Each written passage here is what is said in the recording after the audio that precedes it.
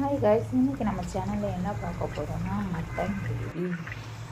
Sunday எங்கள் வீட்டில் வந்து மட்டன் எடுத்துருந்தாங்க. ஸோ அதுதான் மட்டன் கிரேவி மாதிரி நாங்கள் செஞ்சு சாப்பிட்டோம். அது எப்படி செய்கிறோம் இப்போ பார்க்கலாம். ஃபஸ்ட்டு அதுக்கு நம்ம வாங்கின மட்டனை நல்லா நார்மல் வாட்டரில் வாஷ் பண்ணி 2-3 வாட்டி வாஷ் பண்ணி எடுத்து வச்சுக்கோங்க. இப்போது அதே மட்டனில் கொஞ்சமாக மஞ்சள்தூள் போட்டு நல்லா பரட்டி நல்லா எல்லா கறியும் படுற மாதிரி நல்லா பரட்டி வச்சுக்கோங்க. அப்போ வந்து கொஞ்சமாக உப்பு, கல் உப்பு போட்டு அதையும் வந்து நல்லா போட்டு பரட்டி நல்லா கருவி படுற மாதிரி பரட்டி எடுத்து வச்சுக்கோங்க. இப்போ வந்து இதை அப்படியே நம்ம வாஷ் பண்ணி இருக்கிற போகிறோம். ஸோ தட் அந்த கறியில் இருக்க அந்த கவுச்சி ஸ்மெல்லாம் போயிடும்.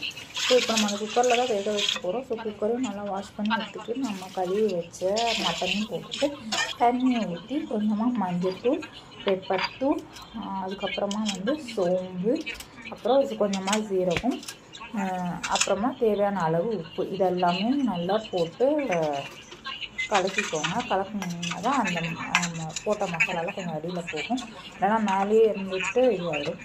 ஸோ இதுக்கப்புறமா வந்து கொஞ்சமாக தக்காளி, வெங்காயம், பூண்டு, இது வந்து கம்ப்ளீட்டாக ஆப்ஷனல் தான். உங்களுக்கு வேணும்னா நீங்கள் அதை ஆட் பண்ணிக்கலாம். இல்லைன்னா வெறும்னா அந்த உப்போடையே ஸ்டாப் பண்ணிவிட்டு மற்ற இதை வந்து யூஸ் பண்ணி குக்கரில் வச்சுட்டு 5 விசில் வரைக்கும் நீங்கள் யூஸ் பண்ணலாம். இப்போ வந்து நம்ம மட்டன் கிரேவிக்கு தேவையான ஆனியன் ப்ளஸ் டொமேட்டோ 2 கட் பண்ணி எடுத்து வச்சுட்டு போகிறோம். நல்லா பொடிசாக கட் பண்ணிக்கோங்க. அப்போ தான் வந்து குழம்புல நல்லா அது வதங்கி இதுவாகும். இப்போது கிரேவிக்கு தேவையான பூண்டு, இஞ்சி இதை வந்து நல்லா அரைச்சி எடுத்து வச்சுக்கணும். ஸோ இதை எப்பயுமே ஃப்ரெஷ்ஷாக பண்ணால் நமக்கு கரெக்டாக இருக்கும். இப்போ வந்து கடாய் வச்சுட்டு கடாயில் எண்ணெய், சோம்பு, பிரிஞ்சி இலை, அப்புறம் பட்டை அதெல்லாம் போடணும். அதுக்கப்புறமா ஜாதி பத்திரி, ஏலக்காய் அதெல்லாம் போட்டு நல்லா வதக்கிக்கணும். இப்போ நல்லா வதக்கினதுக்கப்புறம் நம்ம நறுக்கி வச்சுருந்த வெங்காயத்தையும் இதில் நல்லா ஆட் பண்ணிவிட்டு வதக்கிடணும். இப்போ வெங்காயம் வதங்கிறதுக்காக நம்ம அதுக்கு லைட்டாக கொஞ்சமாக உப்பு போடணும். நீங்கள் சால்ட்டுக்கும் போடலாம், கல்லுக்கும் போடலாம். ஸோ அதுக்கு வெங்காயம் வதங்குற அளவுக்கான உப்பு மட்டும் போட்டு நல்லா வதக்கிக்கோங்க. இப்போ வெங்காயம் வதங்கினோன்னா நம்ம அரைச்சி வச்சுருந்து இஞ்சி பூண்டு பேஸ்ட் இருக்குல்ல, அதை தான் எடுத்து நம்ம போடுறோம்.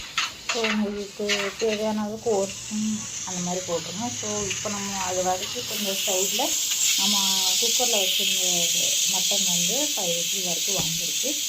ஸோ இப்போ மட்டனே சைடில் இறக்கி வச்சிடலாம், குக்கரை ஆஃப் பண்ணிவிட்டு. இப்போ அதுக்கப்புறமா இஞ்சி பூண்டு நல்லா வதங்கினதுக்கப்புறம் இப்போ வந்து நான் தக்காளி வந்து கீரை மாதிரி மிக்சியில் போட்டு அரைச்சிட்டோம். கீரை மாதிரி போட்டு அரைச்சிட்டு இப்போது மிளகாத்தூள் 2 டீஸ்பூன் போட்டிருக்கோம். அதுக்கப்புறமா இந்த மசாலாவுக்கு தேவையான உப்பு அதையும் வந்து நம்ம இதில் ஆட் பண்ணிட்டோம். ஸோ தட் எல்லாமே கரைஞ்சி மசாலா வந்து நல்லா ரெடி ஆகும்.